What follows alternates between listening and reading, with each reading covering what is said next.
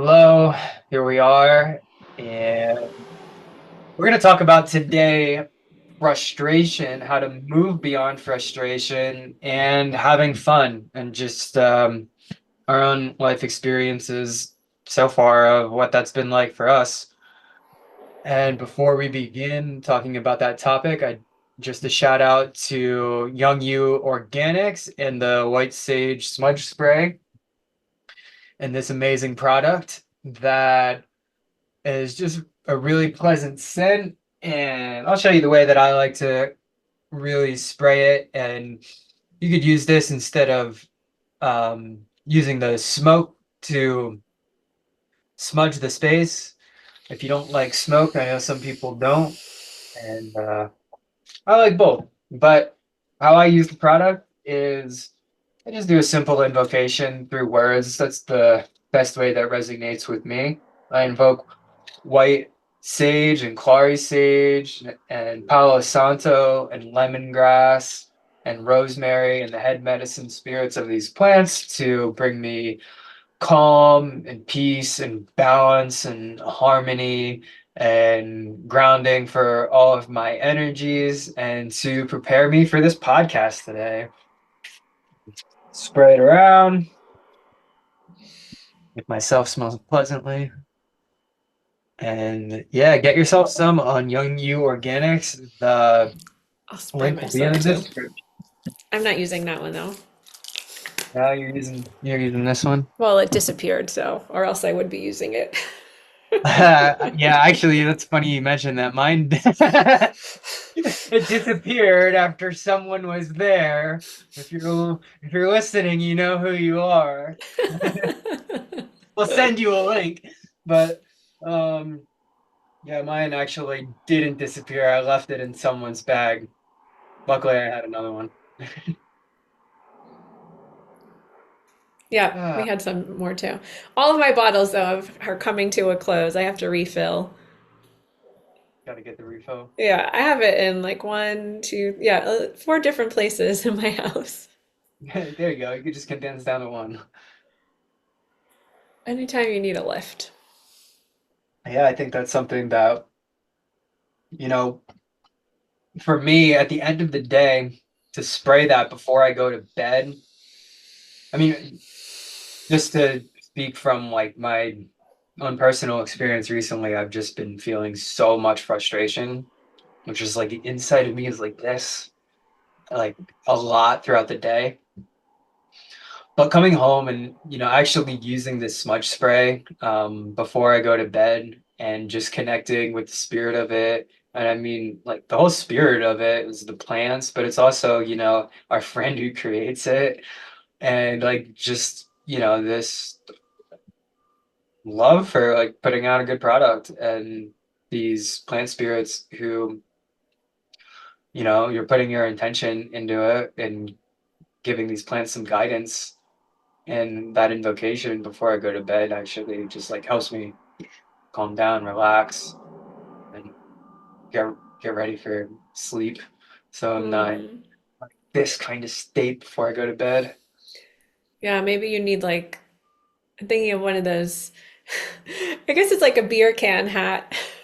But do they have one that it's like a spray so you could just like spray yourself all the time?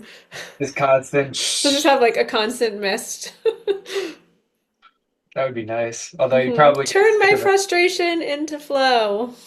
Is that the antidote for frustration? Because frustrated is one of the coping styles. So in the map of our created by the wonderful Dr. Sam to examine our patterns and behaviors, the map of the coping styles, frustrated is one of them. But there's several subtypes, and I think that they all have a different antidote. So the coping style is, the behavior or the pattern, and then the antidote would be like the embodiment of not the pattern. Mm. Yeah, when you were saying that, I was just thinking about my past experience as a teenager where I really could never show up in anger, even though like there were certain things where like I had every reason to be angry. I had every reason to be frustrated. It's a normal human emotion. And like when certain things happen, it causes frustration, like bullying or like unreasonable parenting or et cetera, et cetera. And so for me, I had to bottle my anger and just keep it all in. And I remember just having and just being like completely open to these experiences that I had as a teenager. Like I remember looking at myself in the mirror and just like yelling into the mirror, but quietly so no one would hear me, just so I can get out my frustrations. Mm. So like this inner part of my psyche where like these things happen and I just like hold on to it and hold on to that frustration because I've just learned that to express that frustration, it's not wanted, people don't want to hear it, and that it's even inappropriate. And so, like, just bottling it in and holding on to it, I had created a lot of unhealthy mechanisms for me to be able to deal with that. And so, like, I would just deal with it by being angry all the time and frustrated. And I even notice it, like, as an adult, where I'm still now becoming aware of these patterns and reworking these patterns so that I don't have to like hold on to that anger anymore. And when you were saying about like that coping style, like I definitely resonate with that. And I was getting an imagination of sort of like just like a dam in a swamp where like just holding on to all of that water and like having it flow. And that release would be to like sort of just break that dam and just like, yeah, let it flow, let it go as it's coming up, but like also to like really feel it because I think like that there are some experiences, you know, with just being alive that cause a lot of frustration and it's normal. Yeah, I think there's something normal to having frustration, and then there's the more kind of constant state, which is not so, not that it's not normal, but it's not as, let's say, healthy. I think there's a range of like going into all the feelings or emotions that's completely human. But I think it's when we get stuck in one spot, and that's like how we perceive everything, or not everything, but a lot. It's happening all the time. It's more of like a habitual or patterned way of seeing things. And it's that feeling stuck, the feeling like we can't win.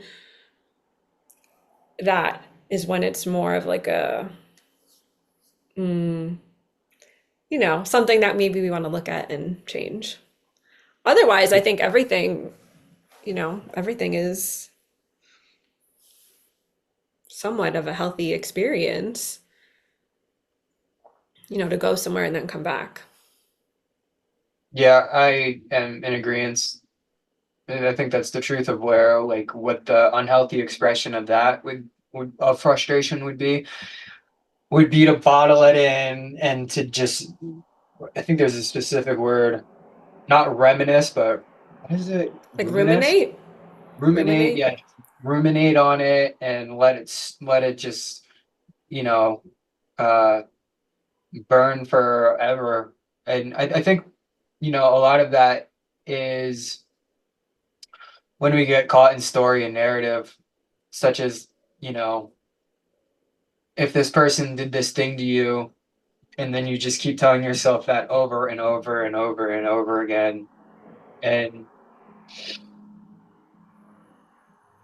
I know I think there's a certain aspect within societal conditioning itself to, if you've been harmed in any way, to really build your character out of that.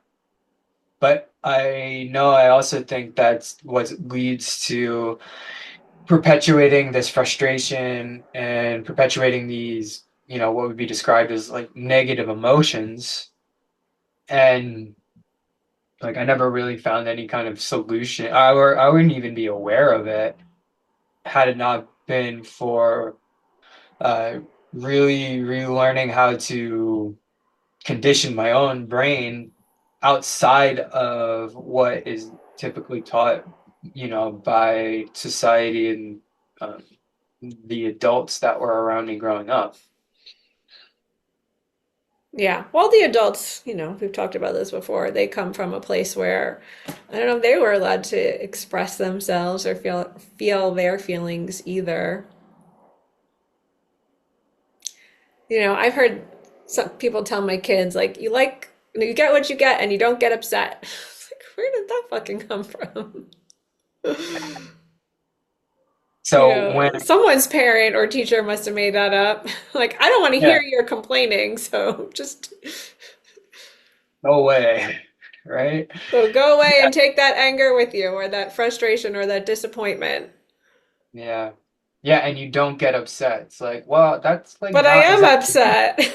yeah, like there's no reason in that at all. The And I reason is think, because I said so. Which is, I think, a lot of the ways we were probably parented. yeah, oh, for And that's sure, like the frustrated childhood, a lot of it is like, because I said so, like you don't get to win. right? That's Yeah, how a yeah, frustrated childhood is created. Or like you said, having to withstand, that's another as a subtype of the frustrated, having to withstand a lot. So yes, you build your identity of being like, I could take so much. Look how much I could take. And that's how you win. You're winning because I could take so much. yeah. That's how you I'm sorry. win. I'm laughing just because it's like I think you just described probably the inner psychology of people who like BDSM.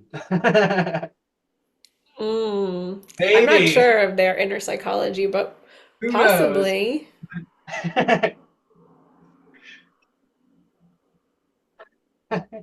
I don't know a lot about that, but yeah, I mean, I'm sure that's one of them. Also, the frustrated childhood and then the deprived, which are two that you get used to. Dr. Sam does call it a masochistic. I don't know what that word after that would be, but like you feeling bad feels good. So like you're used to those like bad feelings, and then actually like your body chemistry, has to maintain that too. So all this stuff, not only is it like programmed in you, like psychologically, but it's also like physiological.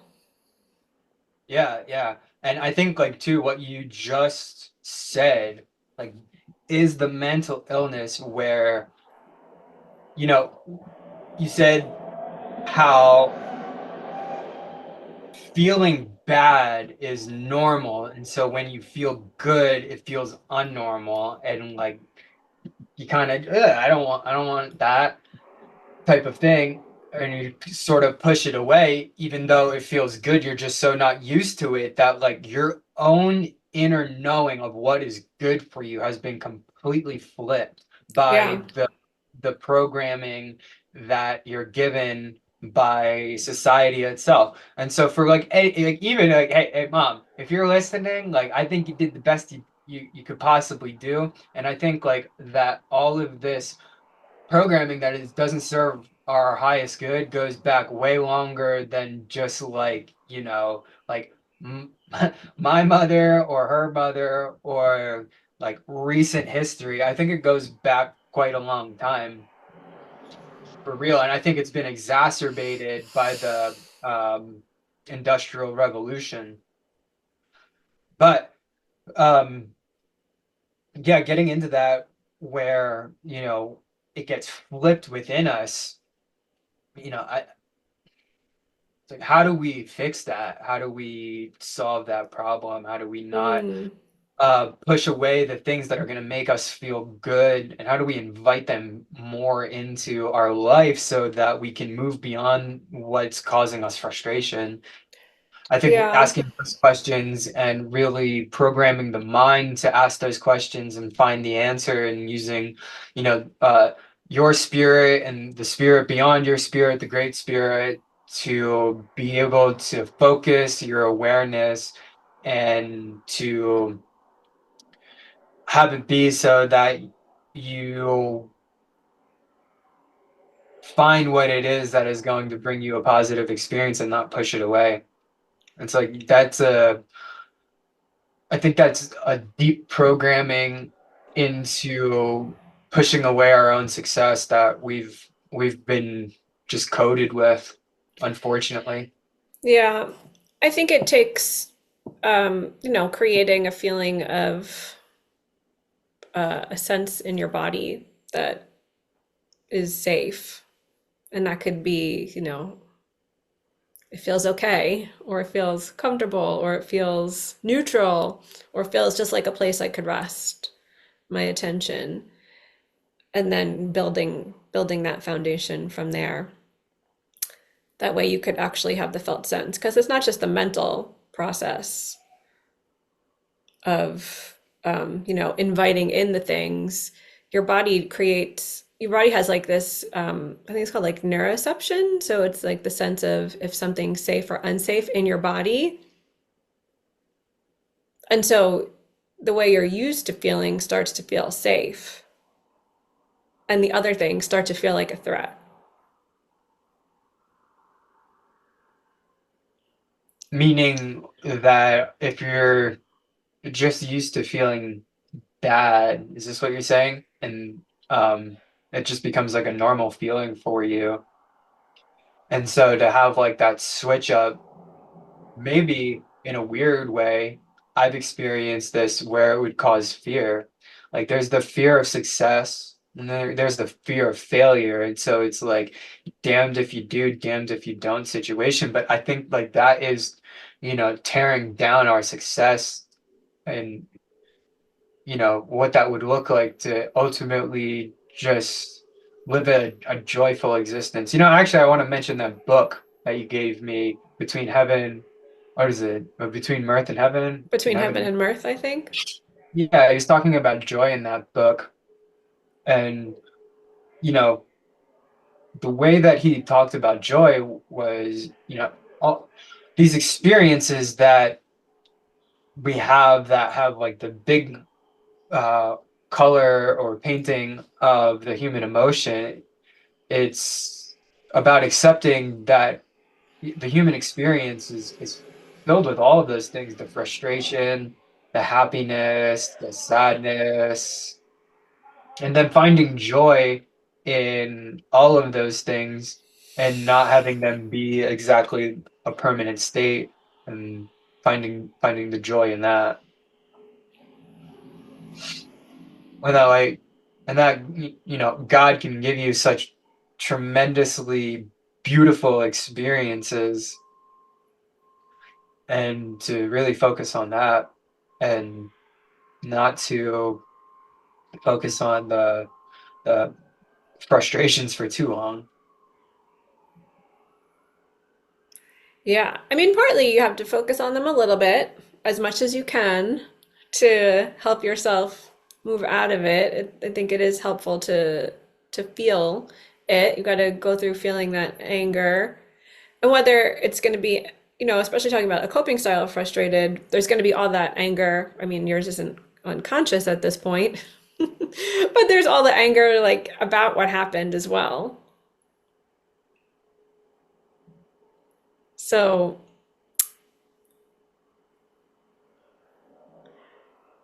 yeah. So, Sure, and I think you do it little by little, right? Because again, going back to that, you don't have to stay in any one space, and just to have little doable bits of whatever feeling that might be a little bit different, I think is a a healthy way of introducing that to yourself. Because again, literally, it's like the nervous system is saying, no, this is not good. So you have to kind of like create a foundation to feel more of that positive feeling. yeah. I also think, too, there is something to the mental override, whereas if you know something's good for you, but you get sort of this feeling with it of where you might be meeting resistance towards it, uh, just having that mental override, such as, okay, I know beyond a doubt that being calm and being relaxed and being grounded is good for me. So nervous system, like, hey, get on board with this. This is what we're doing. We're gonna be calm, we're gonna be balanced, we're gonna be relaxed, and you don't have to resist it. You don't have to fight against it. And I like what you said too about like, maybe hanging out in that frustration a little bit just to feel it, but not hanging out there too long because that's when we experience the negative aspects or that stagnation. Um, that could be just reminiscing in it. Yeah. I mean, I think it's going to all depend on the situation, right? A lot of people, like, for example, the frustrated, you had been overridden or rid a lot, overrode.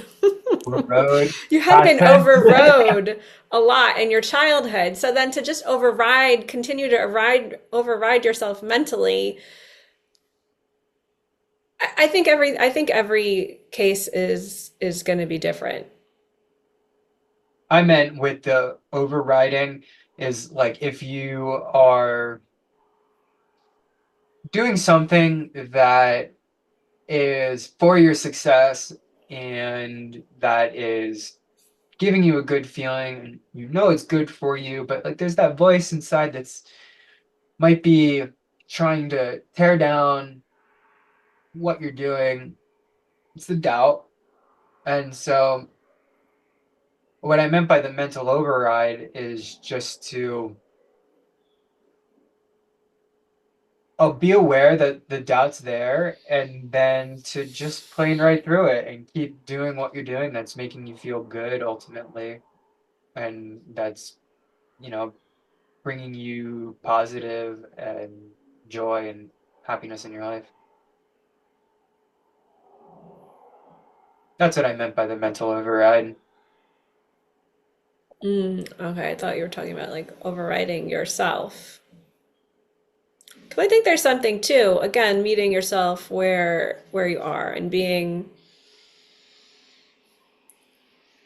kind of accepting of, right, not necessarily indulging the stories, but accepting of what the body is telling you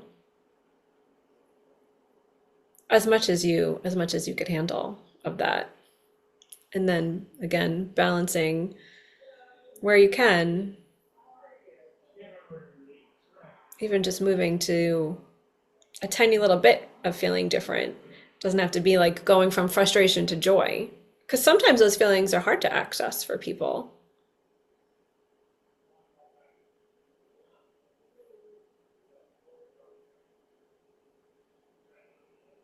Yeah, totally. I mean, I could say for myself that it was hard for me to understand what happiness really was, other than like certain things that I knew. I I think that I confused happiness with trying to control things and getting a certain outcome. And so Mm.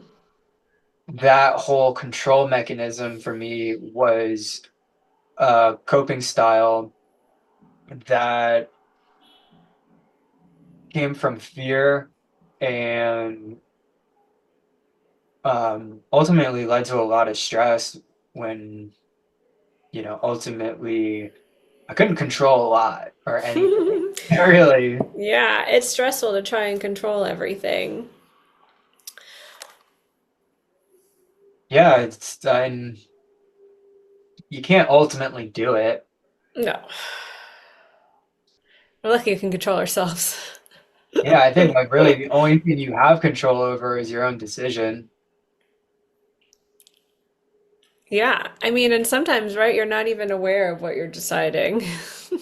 Yeah, I and think that's sometimes what it is, really, is like the name of the game is getting to that place where you can make those conscious decisions because sometimes you are in this like automatic place where your physiology has taken you over.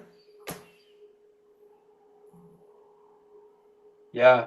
I think too that is my goal of being aware of every decision that I'm making so that I know exactly what it is that I'm deciding. I mean, there's so many little decisions that you make throughout the day.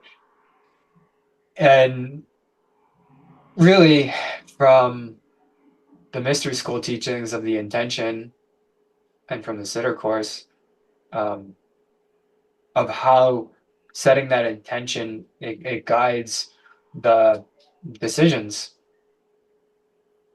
And I just find it interesting that, like, yeah, there's a certain point of control you have with your decisions when you're aware of it. But I think that there's a lot that is within society that will manipulate your psyche to control your own decisioning that might not even be aligned with your highest good, Oh yeah, I don't know how much. I don't know whose highest good society is aligned with. right? Who knows? It depends on what book you read. Yeah, right. I mean, I was just thinking about like consumerism, like, hey, the new iPhone's coming out this year, go and get it, whatever else, or just like buy these things, keep buying, and don't ask questions, and just be, a mindless consumer, like, wear Nike on your shirt or whatever. Well, some people Um, made the decision to buy that iPhone. right, but the point I'm making is perhaps though their um their decision was so manipulated that they were barely even aware I that know. they were No, I buying know. an iPhone. I was just Hey, making a joke.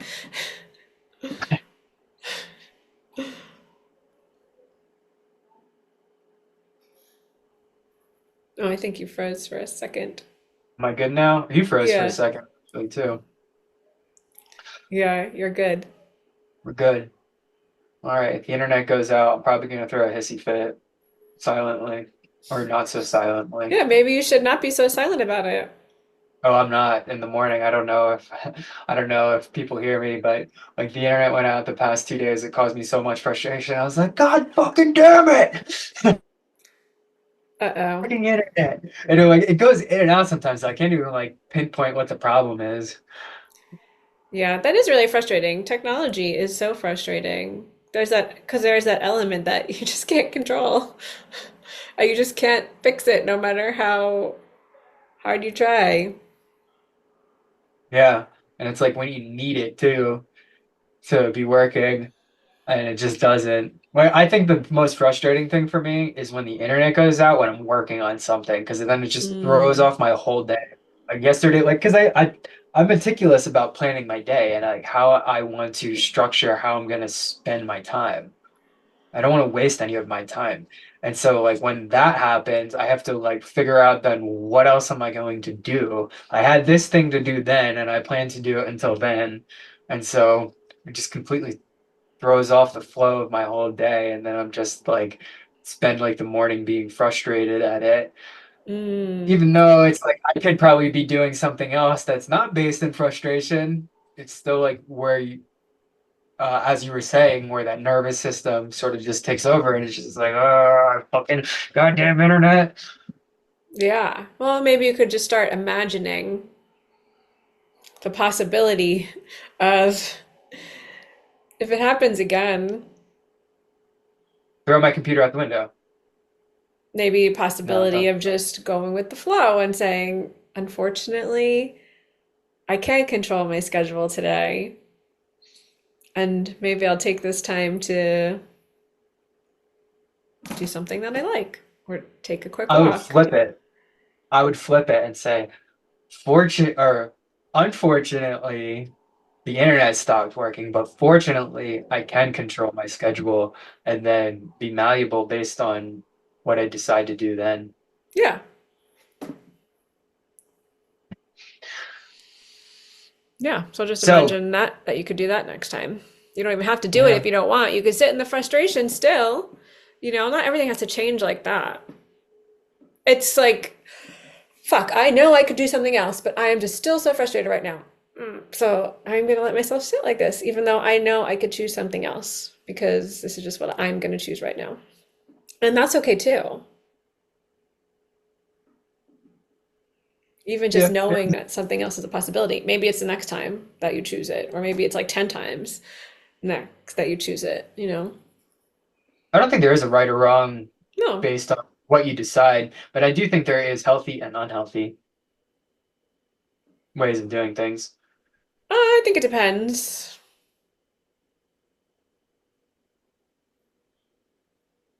What's the antidote for frustration In the flow. and the flow? I was going to say what you mentioned before about having fun. Yeah, well, I mean, the source code antidote is in the flow. And also saying no. Say no to get in flow. What do you mean? No, like finding what you're saying no to. Like, I am not willing. I am willing. Oh, oh yeah. Actually, I had a good practice for anyone out there, Melissa does the source coding. She's really good at it. And just want to share a personal experience. Um, she gave me these cues of exactly what you said of what am I willing, what am I not willing, what will I accept, what won't I accept. And I combined it with this, it's called non-dominant handwriting. And so you just write with your non-dominant hand. And so I wrote down everything that you told me to do as far as like, what am I willing to accept, what am I not willing to accept. I forget the other ones, but they're written down. It was good practice. It Mm-hmm. Yeah, was good so practice. that's. Sorry. Oh, no, go on. I was gonna say one of the things that I wrote down is that I won't accept other people projecting their false beliefs onto my own life. So I was experiencing that at the time where someone I know is believing their thoughts and it was counter to the truth. And so I had to just go based on my own truth and say like, okay, this person is just caught up in believing their own thoughts, and that's not good, bad, right, or wrong. But there's false conclusions in there. I want to stay with the truth as to what I'm doing, and I'm going to keep doing that. Good for you So for thank you. standing in that. Yeah, of course. You're welcome. It's no fun to be frustrated. Another thing Dr. Sam says about it is like sitting in your poopy pants once you know. But if you still need to sit there, that's okay. Yeah, I think it goes to the art of knowing like how long to sit within that and then when to get out of it too. Because at a certain point, I mean, for my instance, yesterday I was walking to the job and in Aspen there's like so many they just lined this like one way with like all these beautiful flowers and I'm like fucking walking to the job like god damn it this fucking internet shit motherfucker like and then I looked at this flower I'm like oh and then all the plant medicines like at once were just like into my awareness and I got this understanding of okay I can go along the whole day and I can be frustrated about the internet. Or I could just like stop, look at this beautiful flower, and I could reset. I don't have to be in the story anymore, and I could just go about my day. And then when I got to work, it was even more frustration, but it was just frustration for a different reason. So then when I got home, I just, started to do the practices that would all that frustration.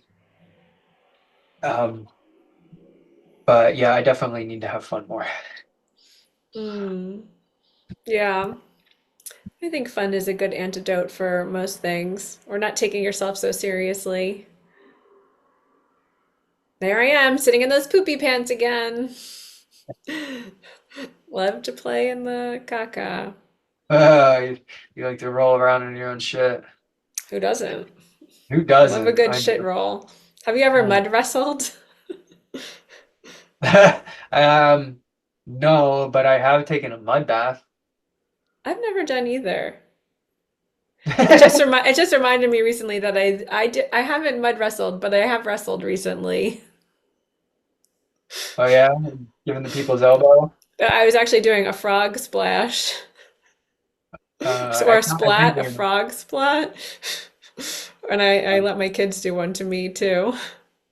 that's I guess it's a move where, like in the wrestling, you would jump from the top rope onto somebody, like almost like you're doing a belly flop, but on somebody.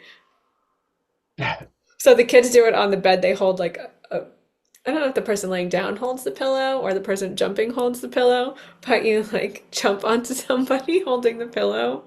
It's kind of, I get a little bit nervous that someone's gonna jump on me with their full force, or that I'll jump on them with my full force. Oops. ha- having fun with your kids and wrestling around with them hmm helps you flow. Yeah, yeah. I remember one time I was judging myself. I'm like, someone who knew how to have fun would not think the things that I enjoy for fun. Like, someone who knew how to have fun would not think the things I like are fun. Like, can you like judge yourself anymore? I really like to like sneak it in there as much as I can. The judgment.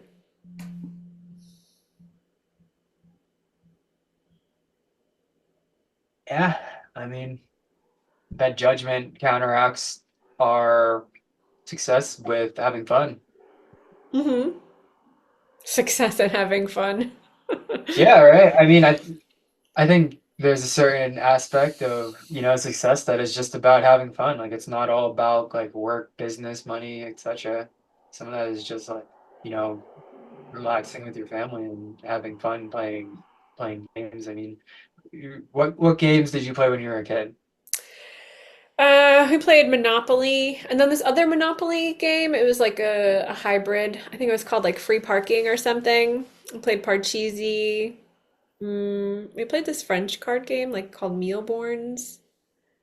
A lot of card games. My dad also used to have a one of those like casino sets, like he had like a what is that called? Like a roulette wheel, and he would spread out like a little mat and I guess we would play roulette and other assorted casino games in the living room.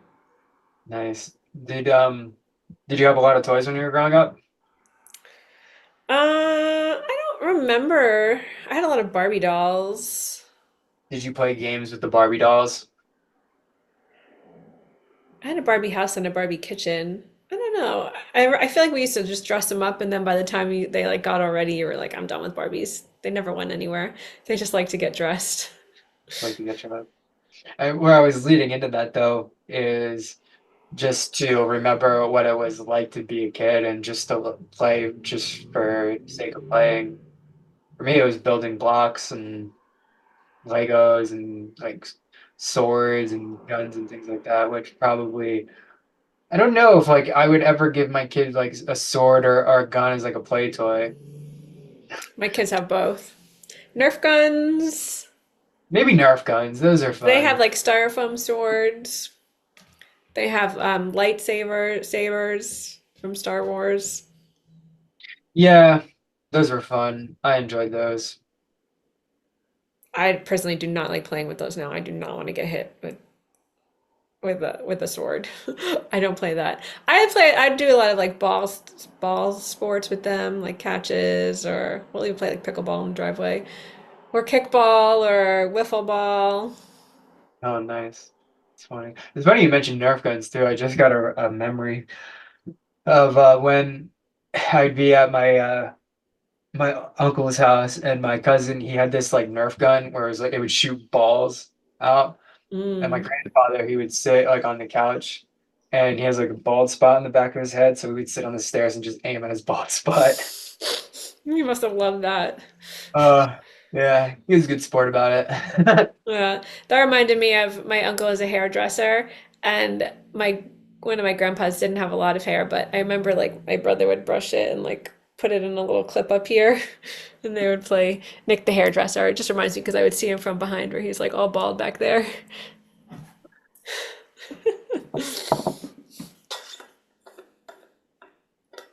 I like a good board game now. We have this Busy Town board game that you have to find. Do you know Busy Town? No. Oh, it's this author, Richard Scarry, and it's just all these like animals that are living in Busy Town, and they drive pickle cars and they just do all sorts of things.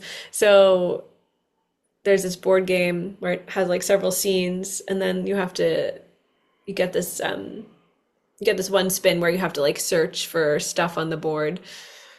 You have like these little magnifying glasses that you put it down on there when you find it. So for example, you might have to find like all the ladders. I like that game. It's funny too. I think of my kids like when they were a little bit younger, they were playing it. Like I would find a ladder and I put my magnifying glass down, and then they would see and they would take off my ladder and put their ladder down. I mean, they would take like my magnifying glass off of it and then put their magnifying glass on it. That reminds me today too of James. Me and Lucas and James were doing a puzzle, and they finished it up today. Lucas, he's like, I put in the last piece. And then, like, maybe 10 minutes later, James was downstairs at the puzzle. Like, he took some pieces out. He's like, I'm putting in the last pieces. Like, they both really wanted that Yeah. accomplish or achievement of putting the last piece in. That's how you win the game, huh? Last piece. I guess so. They love winning. I mean, there's something there at that age. Sure. Winning and being the best is very important. Oh yeah. Oh yeah. I remember being that age. That's awesome though that you have those experiences with your kids and having fun around the board game. I always liked Parcheesi. It was kind of Yeah, a I like that game. I I played that liked a casino lot. games too. Casino games were fun. Yeah. I used to like real casino games for a little bit, like Yeah. cards. But now Yeah. I don't That's go all. to the casino anymore. I've been to the casino twice and I'm vowed I'd never go back. Yeah, I wouldn't go now. Sometimes my mom tries to get me to go. She enjoys it, but I don't really like it. Yeah, it's not fun for me. Like I'd rather just go on a hike or something, like spend my time doing something else, going out to eat, something else. Yeah. What are you doing these days for fun? What am I doing these days for fun? I'm gonna answer that, but I'm gonna use the bathroom first because I don't want to sit here in misery anymore. So, 1 second. Thank you for the wonderful tune while I was going to the bathroom. Oh, no problem. What do I do for fun? I recently I've been going through the Blue Morpho Sitter course, and I find that is really fun for me. Um, I think I'm gonna get a gym membership today, and I'm gonna start swimming again and lifting weights in the gym again. So that's fun for me. Recently, I've been doing Qigong, which I find to be a lot of fun. I enjoy that a lot. Um, Once a week, I do, or twice a week, I go and run there's like a path. And so I'll do gait training, which is just me. I'll walk, I'll run, I'll jog, I'll sprint, I'll do some skips and karaoke. Plant medicine ceremonies are always fun for me, even though sometimes they can be quite difficult. It's still fun. It's still a blessing to be able to partake and learn. That's always a good time. Um, I gotta start drawing again more. I need to get like more equipment. It's a lot of it's back in Pennsylvania. I couldn't travel with it, and I've just been working on Oh, building the money to like resupply myself because those supplies aren't cheap. Anime. I really enjoy anime. It's a lot of fun for me. I've been watching this one. It's called Mashley Muscles and Magic, which is just like a completely like it's like there's like not really any kind of deep messaging. It's just a lot of fun. Some of them are quite harrowing, and there's really deep messaging. Not this one. Um, yeah, that's what I've been doing for fun. How about you? What's fun for you these days? when you talked about some drawing, maybe I was like, I tried to start to knit again. I had like stopped for a while. So I used to find that fun, and I'm trying to get back into it, but I'm trying to find a project that I could work on. I like exercising. That's fun. I've been doing these puzzles the past 2 weeks or so. Puzzles. Yeah. Yeah, like Cool. jigsaw puzzles. I like walking. I guess I've been doing a lot of playing with my kids for fun since they've been home. Always nice. Yeah, and I shared like the games, the sports, Giving them the people smackdown. the wrestling, the people's elbow.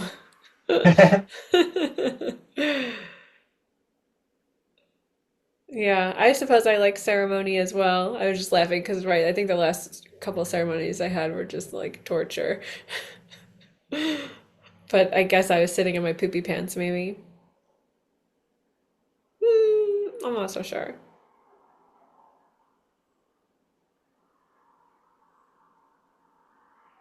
Hard to say with that one. I like laughing with Louie. We have a good time together. But honestly, by the time we could spend time together, I'm so tired. Mm.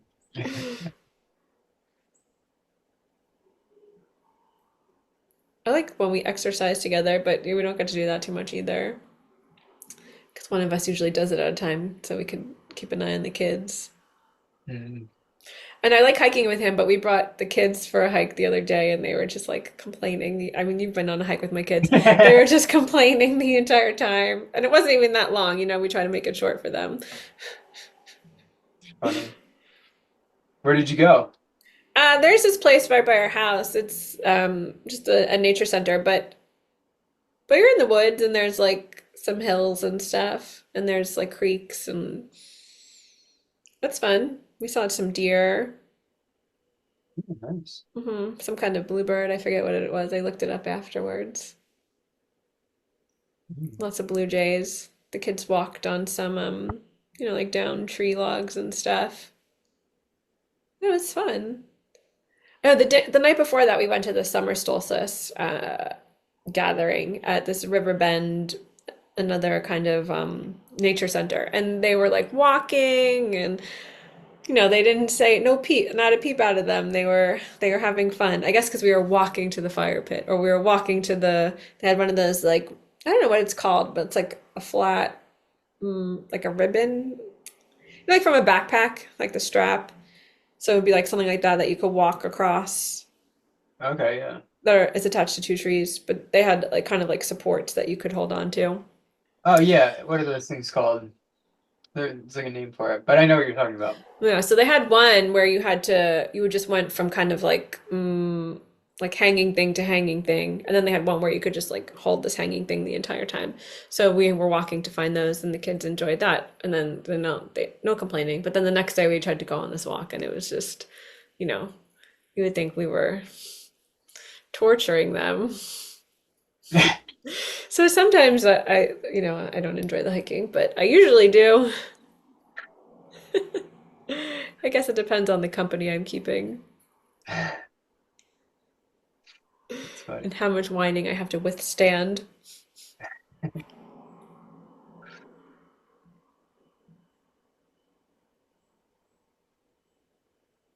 I definitely think though I could yeah, have more fun. I think for me personally, the same thing. Same thing. Or like, actually, when you asked me that, as I was saying what I was doing, I was redefining things that I thought it was something like that I have to be doing to I get to do and I get to have fun at it, like the sitter course and even like the like some aspects of the job that are fun, like interacting with people I could have fun with. So it's like where can I find a fun in something that ultimately I'm not very happy doing? Mm, yeah, that's not easy. From my No, experience, I do uh, not find that an easy practice. I think for me, I would just, yeah, I want to ask, like, right, how can I include more fun or just be more aware of when I'm doing something that I'm doing out of leisure? Like, oh, right, this is fun. Like, just being more cognizant of the fun I'm having and also making space to have more, more of it. As you were saying that, it gave me the idea of setting up a ceremony where it's just for fun, though. The intention is to just have fun in sanctuary Mm, and just I could having be it be down that. for that. Yeah. Yeah, Teach me about fun that sounds like some good intentions. and how to play. How to play. Yeah, bring that part back from the inner child. Hmm. I would like to make it fun to write a social media post. That's my biggest frustration right now, I think. I think my biggest My frustration biggest. personally with social media is that there's like 10 different platforms and like I just want one. Like I don't want to be like focused on like Instagram, Facebook, etc., etc. I just want like one hub where I just go to it and that's it. Mm. Well, then that just delete all the other apps and keep Yeah, one. then which apps do I delete? Because it's like there's certain ones where like I kind of keep in contact with family. There's certain ones Mm. that etc. etc. But like okay, for Instagram, right? It's like as someone who wants to coach clients in how to live a healthy lifestyle and to be fit and to embrace and embody strength. It's like, how do I post on there and have an art page and have just a page where it's just pictures of like my hiking and like my family and etc. etc. I don't know. That's where I'm at with social media. Yeah, I think you could put all of them in one. But to be like a business though, I don't know. Because ultimately I want to charge people for my Yeah, I still service. think you could put all in one. I mean, Yeah. Link tree. well, yeah, that would be for your services, but you can make your social media like what you feel like talking about, and then supposedly, the people that are interested in that stuff will find Yeah. you. Yeah. And typically, like when you're interested in working with someone, like you want to know more about them. You get interested in their life. Ultimately too, going back to fun is I want to build a life where, I'm getting money doing something that's fun for me. I feel like that's like the missing piece of the puzzle that would actually like solve a lot for me. It's like I'm Mm, having fun outside of earning money. It's just like the thing to earn money is not bringing me happiness. And so, yeah, if I could solve that problem, that'd be great. Add more fun in my day. yeah, well, just keep up with the intention. I'm down with that intention. Learn how to have fun, have more fun in my day. Be aware of when I'm having fun. Hmm. God, see it be done. Hmm. Command it, God. God's like everything is fun, dude. I beg to differ. Yeah, I God. know. I beg to differ. I certainly had the experience where I saw like God just like in everything, just like laughing, like, duh. Like you haven't got the joke yet. Recently in that pursuit of spirituality and understanding what God is, I used to think that God is like some perfect exalted being and that like, would lay down judgment on people who are less than perfect. And I think it really too, like that does create a lot of mental instability where you're like, you're just trying to be a perfectionist at so many ways, but ultimately you can never be it. But anymore, seeing God as, you know, this is as far as we've got in our understanding. And so I've been thinking that God is just as imperfect as we are. I mean, if really God is in through and all around everyone and everything, then God is in through and all around everyone's imperfections. Yeah, but that doesn't make God imperfect.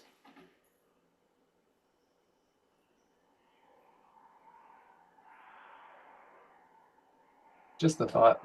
Yeah, I disagree that God is imperfect.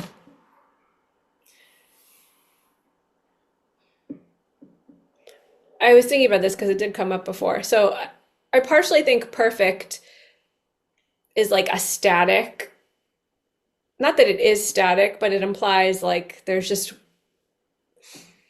oh, like, like a very like you have to get to this one little point and you can't change it all because it's perfect. And like if it goes too far this way or too far that way, like it's not perfect anymore. But there's no such thing as that. Like everything exists in this like constant movement flow, um, and is always trying to achieve a balance. So I think perfection does, it somewhat implies like there's only one thing, right? Like the top of the hierarchy is like the only thing that's like perfect. Um, and I think, there's some misunderstanding in that, or I don't know, somehow like skews the way you see things, or the Mm. way possibly see things, or the way that I understand what perfection is. Um, but then if I think about, it's pretty fucking perfect that like everything worked out the way it did just in order for us to be here today, or imagining that the universe has been around for as long as it's been around for and has come to this very moment. I mean, there's something like pretty perfect in that. And I think Yeah, like God is way beyond our ideals, and perfect is just like is a word that we've created. So, I mean, to even describe, I think God is like beyond perfect. Like God can't even be described with I think perfect. And to say I think God we is imperfect, I mean, I'm not going to insult God like that. yeah. I mean, hey, I think we were just having some telepathy because as you were saying that, I was thinking the exact same thing. Perhaps, and I was just explaining a thought that I was having, but perhaps, as you were just saying, God is beyond the notion of perfect and imperfect, and that's just, our human coding of duality projected onto a being that is greater than just humanity, and greater than just even the earth. And, perhaps God is just being. Yeah, and maybe just like allowing all that is just, in a sense, perfect. I think that's a great way to conclude. All right, perfect ending. Perfect ending. All right, Uh, everybody. Well, thank you for checking out another episode of the podcast Evolving the Conversation. I'm Melissa. This is Nick. We would love if you like, subscribe, or comment. What do you think about God? Or what do you think about anything we talked about today? How do you like to have fun? Do you relate to feeling frustrated or sitting in your poopy pants? I noticed I was sitting in mine a little bit recently, but also with the understanding that there is some other stuff going on beyond that which I can always control. Just as a little side note, 'cause I didn't say that earlier. Yeah, so I think I covered all the bases. Bye, everyone. Bye.